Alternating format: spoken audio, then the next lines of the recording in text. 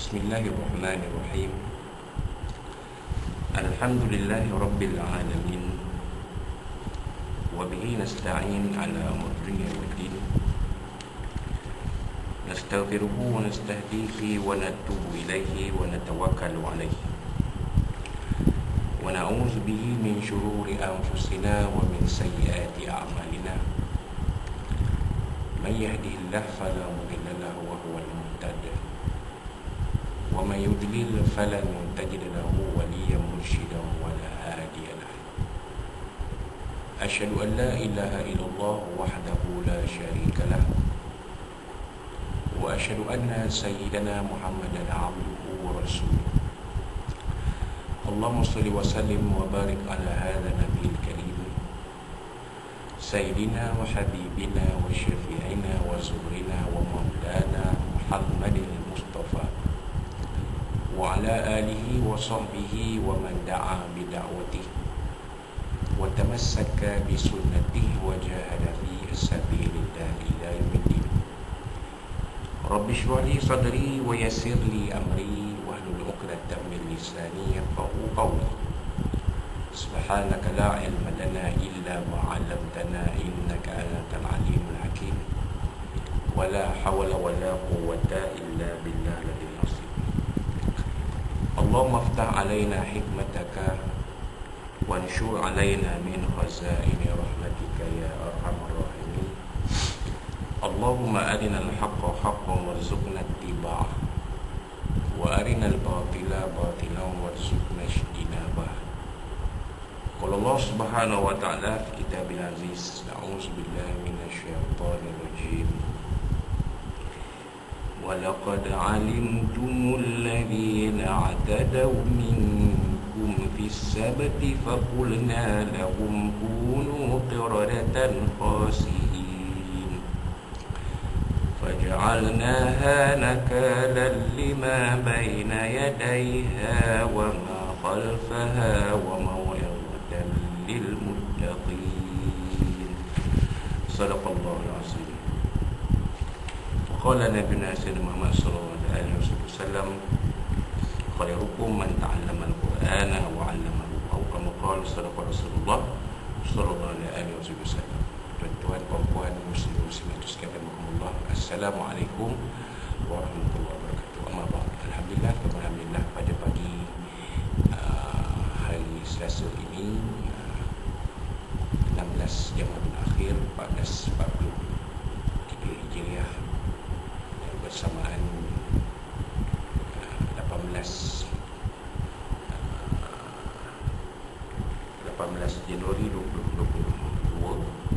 Kita panjatkan segala puji dan syukur kita kepada Allah Subhanahu wa ta'ala yang memberikan kita sekali lagi kesempatan untuk bersama-sama berada dalam majlis ilmu Umayyah ini, yang insya-Allah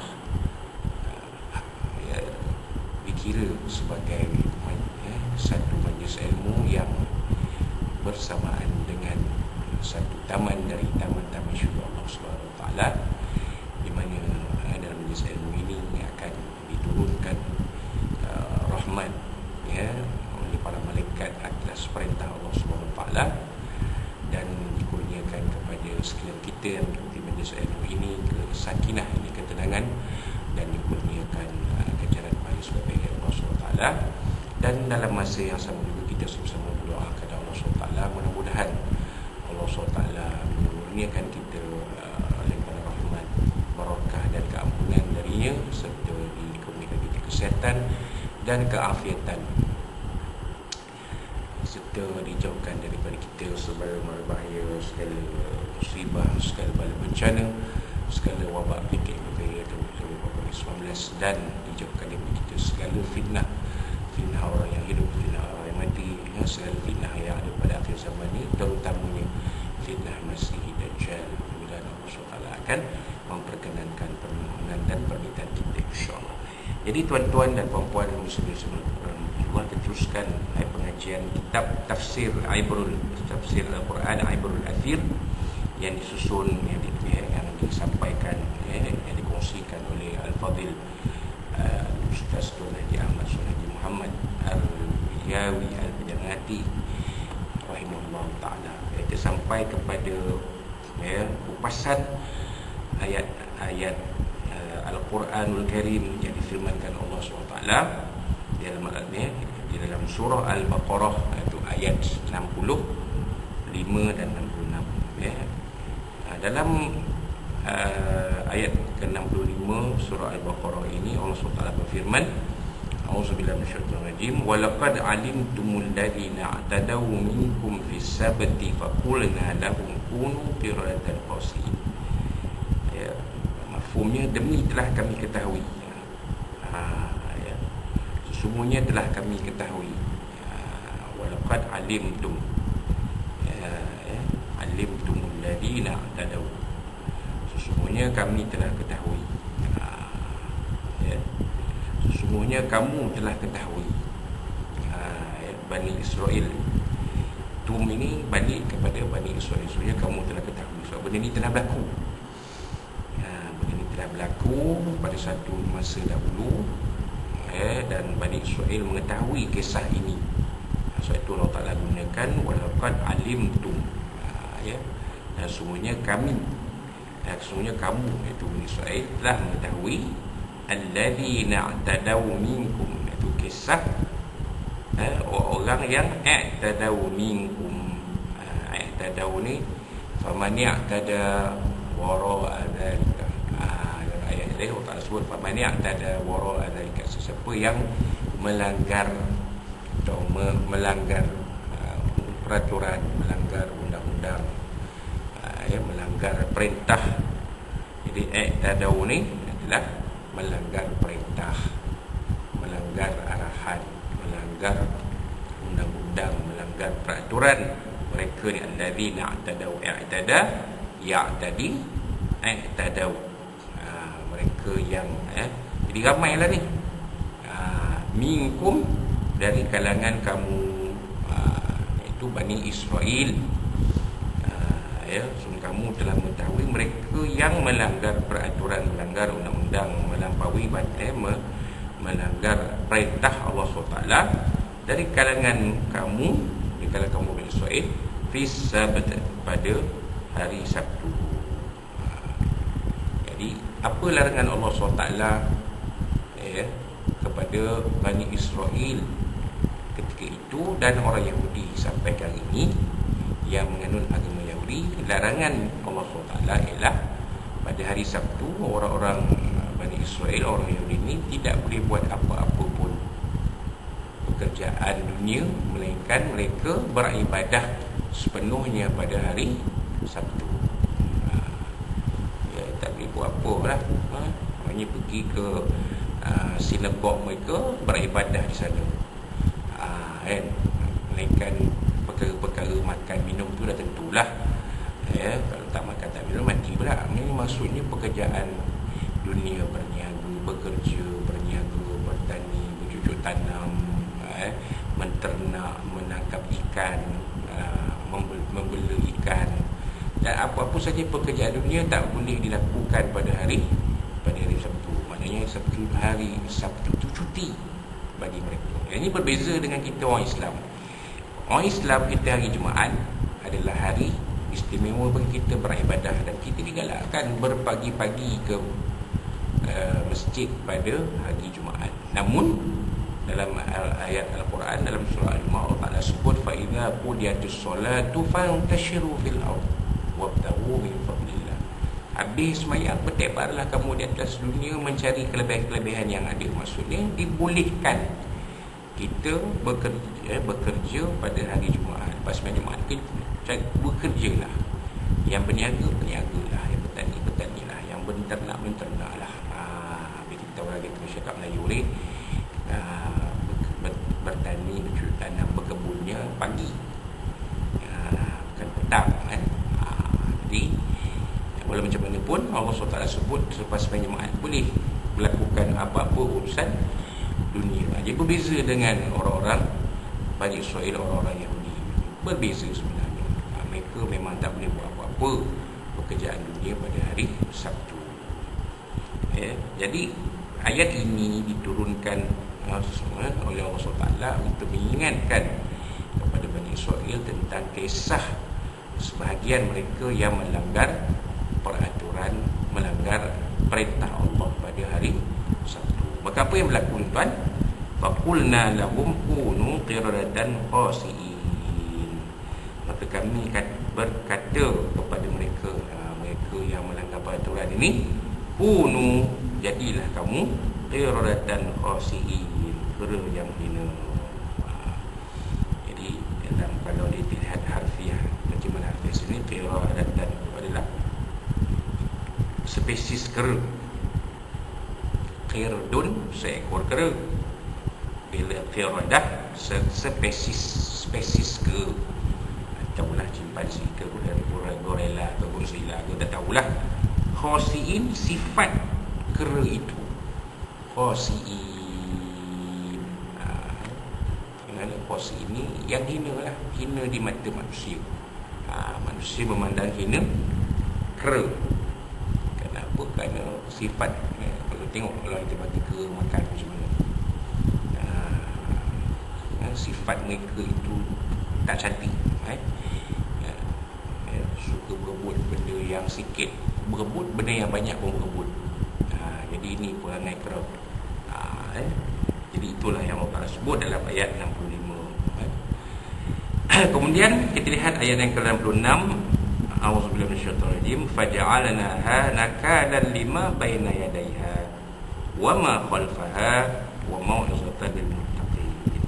Faja'alnaha, maka kami jadikan demikian itu nakalan lima baina yadayha, satu iktibar dan lima baina yadayha, kepada umat sesamanya.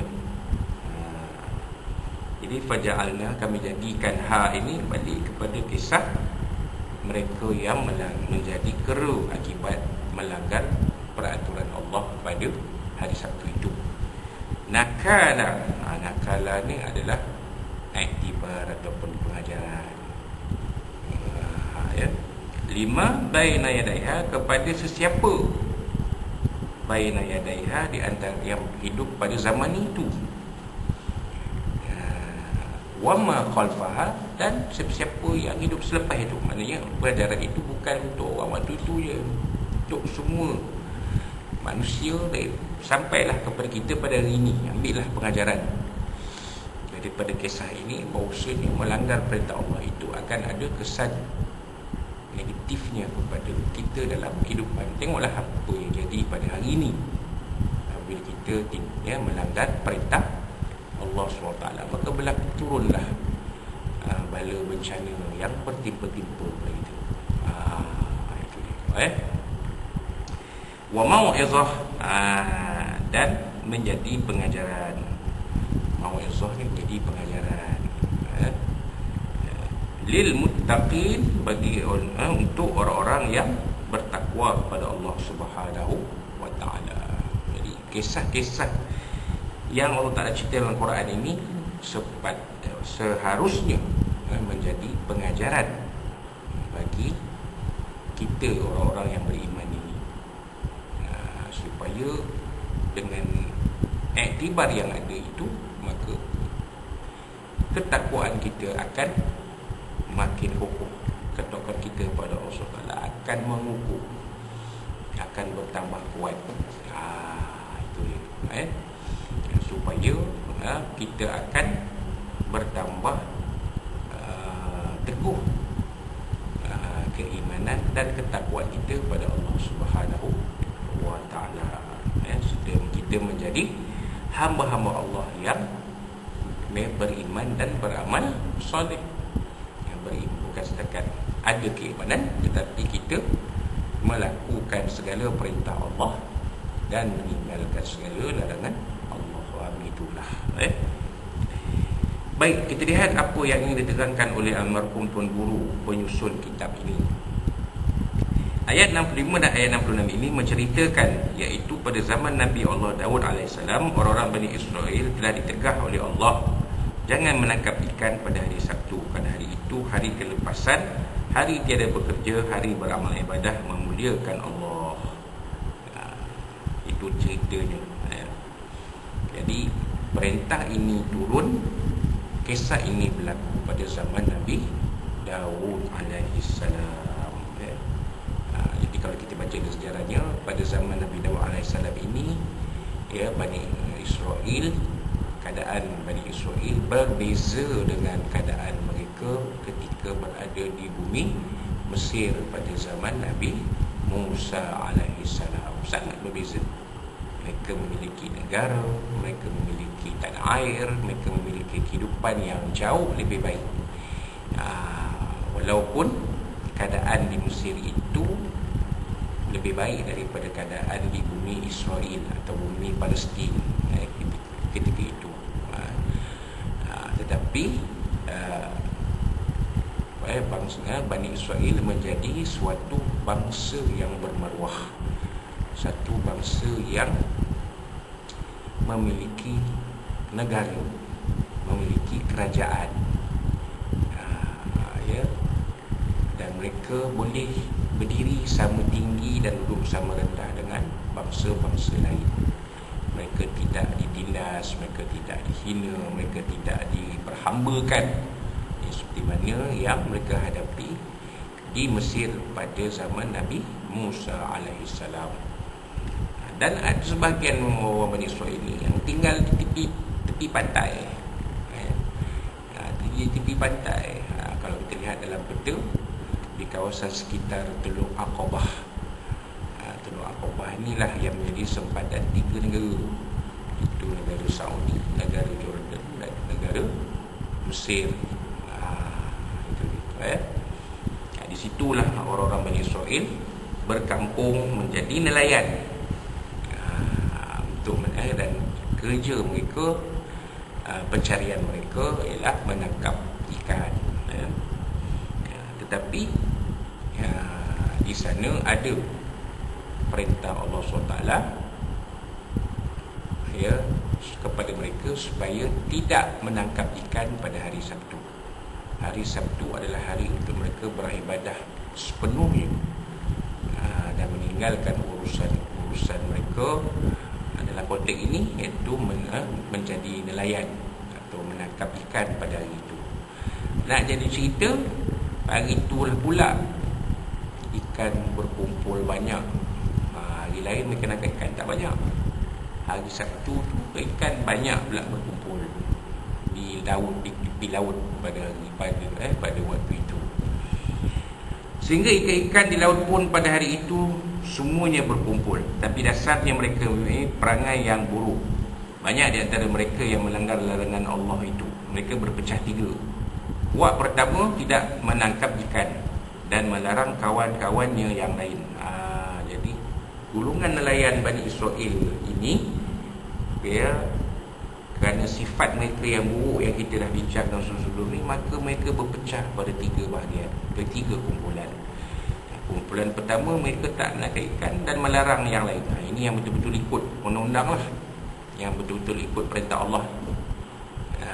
Golongan yang kita boleh kata al-muttaqun, golongan yang bertakwa pada Allah SWT. Puak kedua begitu juga, tidak menangkap ikan tetapi tidak melarang kawannya yang lain. Jadi golongan yang kedua ni, mereka tak menangkap ikan tapi mereka tak melarang. Kalau ada yang kawan yang pergi, kau mau pergi-pergilah, aku tak pergi, aku tunggu je, hari ni hari semayang. Macam tu. Yang golongan pertama dia larang, kata kamu jangan pergi, hari nak pergi semayang, hari ibadah, kita jangan pergi menangkap ikan. Ini golongan pertama. Golongan yang kedua, pergilah, tetapi kami tak pergi, kami tunggu sini beribadah, semayang. Golongan yang ketiga, puak yang ketiga, inilah yang melanggar perintah Allah. Terutamanya pada hari Sabtu itu benar-benar menangkap ikan kerana banyak hasil ikan yang diperolehinya dan banyak wang yang didapati dari hasil penjualan ikan tersebut, kerana hari itu sumber ikan sedang berkumpul. Ini dia.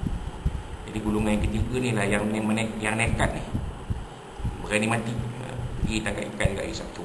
Banyak, jual pun banyak, laba pun banyak, dalam keadaan mereka melanggar perintah Allah Subhanahu wa ta'ala.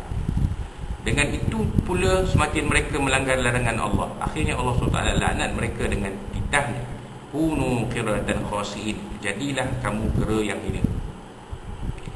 Menjelmalah mereka menjadi kera yang hina, sama ada betul-betul mereka menjelma kera yang sebenarnya, berbulu dan berekor, maupun rupanya sahaja manusia sedang kelakuannya bersifat kera. Jadi di sini terpulang, tafsirannya terbuka.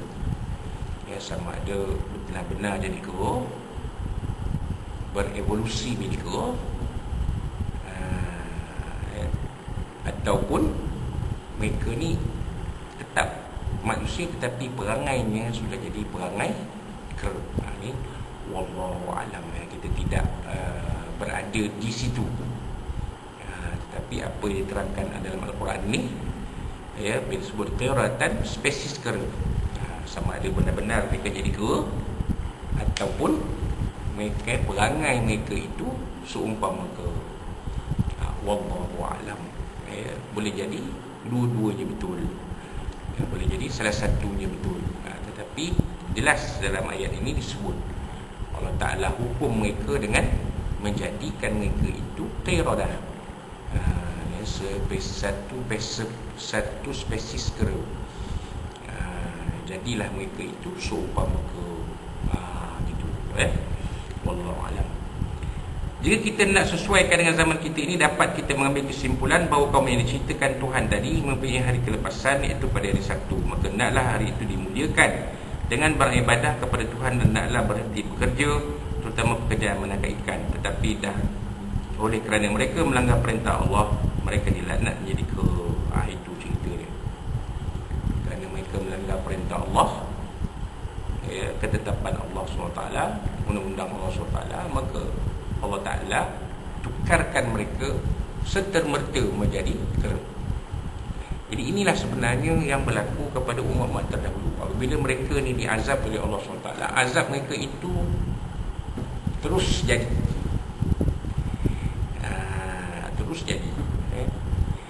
macam kaum Nabi Nuh, terus jadi. Allah Ta'ala tukar azab, Allah Ta'ala lenyapkan habis semua mereka.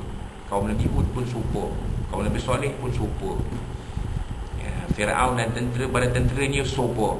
Habis semua ni lenyapkan oleh Allah SWT. Kan? Jadi dalam kes ni, Bani Israel yang melanggar perintah Allah menangkap ikan pada Sabtu itu, semuanya ditukarkan menjadi kera oleh Allah SWT. Jadi berbeza kita umat Islam kita, umat Muhammad SAW ni, dengan oleh kerana kemuliaan Nabi Muhammad SAW ni, Sayyidina Muhammad SAW ni, walaupun kita melakukan sebanyak mana dosa pun, sebanyak mana kemungkaran pun, sebanyak mana manusia pun, Allah Ta'ala tidak lenyapkan kita habis daripada muka bumi ini. Allah Ta'ala lenyapkan sebahagian saja sebagai iktibar kepada yang lain. Kalau Allah Ta'ala tak lenyapkan manusia pun, Allah Ta'ala lenyapkan harta yang ada di sekeliling mereka, seperti mana yang berlaku banjir baru ni. Allah Ta'ala lenyapkan harta rumah, lenyapkan kenderaan, lenyapkan harta benda yang ada. Tapi saya tak katalah banjir baru ni disebabkan adanya manusia yang melanggar perintah Allah Ta'ala, melakukan maksiat dengan Allah Ta'ala. Sebab saya tak boleh kata begitu, kan? Kerana bencana yang berlaku itu menimpa semua orang, kan? Tapi bencana yang berlaku itu sebenarnya satu pengajaran, satu iktibar, nakala lima baina yadaiha wa ma khalfaha, menjadi pengajaran kepada kita sampailah ke akan datang, bahawasanya apabila kita ada di antara kita yang melakukan kemungkaran, melakukan maksiat kepada Allah SWT, maka Allah SWT menurunkan bala bencana sebagai suatu pengajaran kepada kita. Begitu, wallahu a'lam. Kita umat Islam juga hari kelepasan, itu hari Jumaat. Hendaknya umat Islam memuliakannya sebagaimana mestinya. Ada larangan berjual beli waktu sembahyang Jumaat didirikan. Larangan berlayar sejak fajar terbit pada hari Jumaat, sekiranya ditakuti tidak dapat menunaikan sembahyang Jumaat dalam perjalanan. Tapi tidak ada suruhan membantutkan kerja pada hari Jumaat. Bahkan bila selesai saja sembahyang itu ditunaikan, adalah kamu bertebaran di muka bumi bagi mencari kurnia ini rezeki Allah Subhanahu wa taala. Itu dia ya. Jadi itu pada perbezaan antara kita dengan Bani Israel ya. Maknanya kita pada Jumaat ini tidaklah sampai kita meninggalkan seluruh urusan dunia. Boleh buat urusan dunia, tetapi apabila sampai waktunya maka bersegeralah kita mengerjakan ibadah pada Allah SWT. Idza nudiya lis-salati min yaumil jumu'ah fas'au ila dzikrillah wa dzarul bai'. Allah Subhanahu wa taala surah Jumaat. Apabila diseru kamu mengerjakan solat Jumaat, maka bersegeralah kamu mengingati Allah dan tinggalkanlah jual beli. Mana jual beli urusan dunia ini boleh dibuat sebelum sembahyang Jumaat. Itulah ya, ada pihak yang adalah orang kita yang mengatakan bahawa tak salah hari Jumaat itu jadi hari bekerja, maka hujah itu diterima. Hujah itu diterima. Tapi dalam setengah keadaan ya, bekerja pada hari Jumaat itu memberi kesukaran kepada setengah negeri. Ya, sembahyang Jumaat pun tergesa-gesa, terpaksa oleh kerana majikan memberi waktu yang sangat terhad untuk mengerjakan solat Jumaat, maka terjadilah solat Jumaat itu dikerjakan secara tergesa-gesa. Berbeza bila hari Jumaat itu diindikan hari kelepasan am, hari cuti umum, hari cuti minggu. Maka bila kita nak pergi Jumaat pun selesa, nak pergi awal ke masjid pun boleh, nak pergi pada waktu dilaungkan azan zuhur pun boleh. Pulang pada masing-masing lah, kerana pahala berpagi-pagi pada hari Jumaat itu pun besar pahalanya.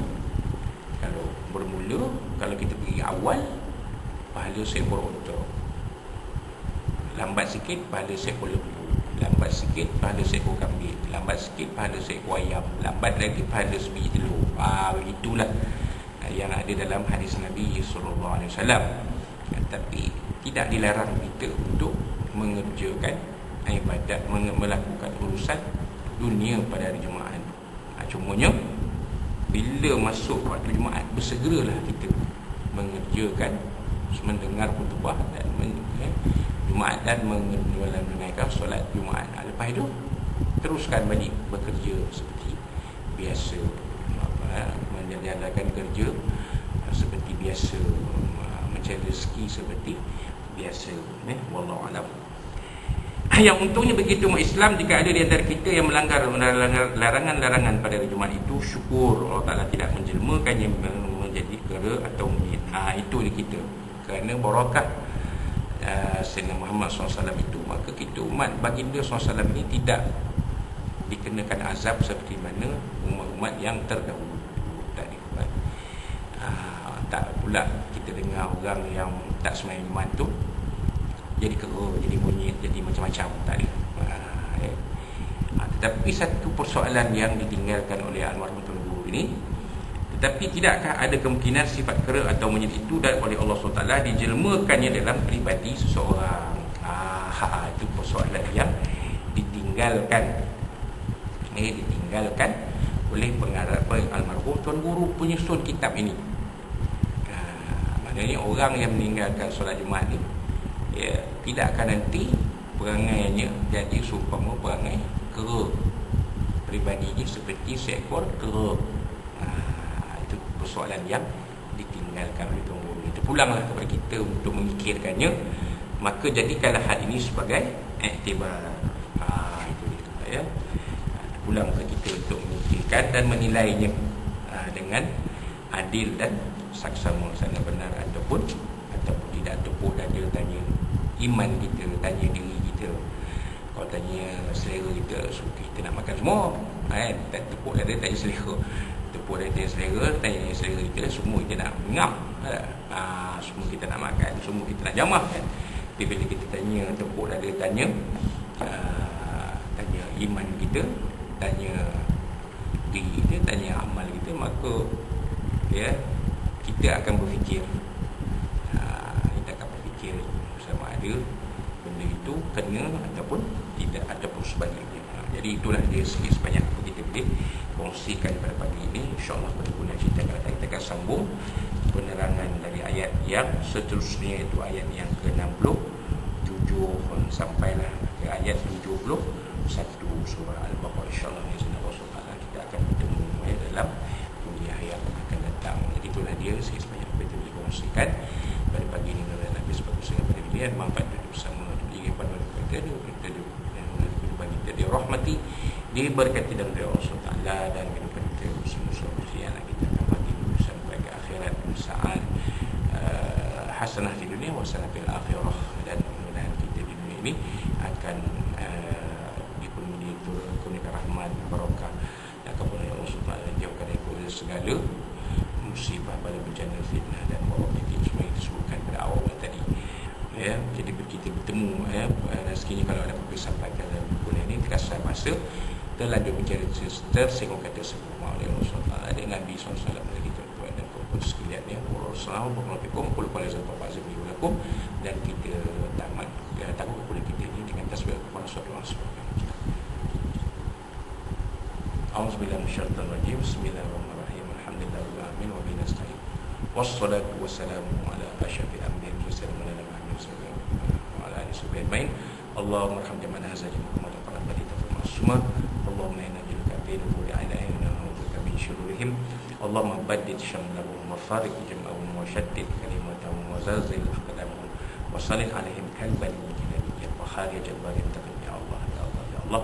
Allahumma ya musa kitab wa ya mujlis sahabat wa azab hizib wa sunnahim bi fadli nabiyyina sallallahu alaihi wa sallam. Rabbana zidna fadlan ya akram wa rabbana atina fid dunya hasanah wa fil akhirati hasanah wa qina azabannar. Rabbana 'alaika tawakkalna wa ilaika al-masir. Rabbana taqabbal minna du'ana ومجلسنا وعلمنا ويقنا وعملنا في هذا اليوم المبارك من شر جميع الأهل المبارك بسنا على تعالى ما نبي فيها سبحانه وتعالى فيها سلامة الله والحمد لله رب العالمين. تقبل الله منكم من أن كنتم تقولون بنا. السلام عليكم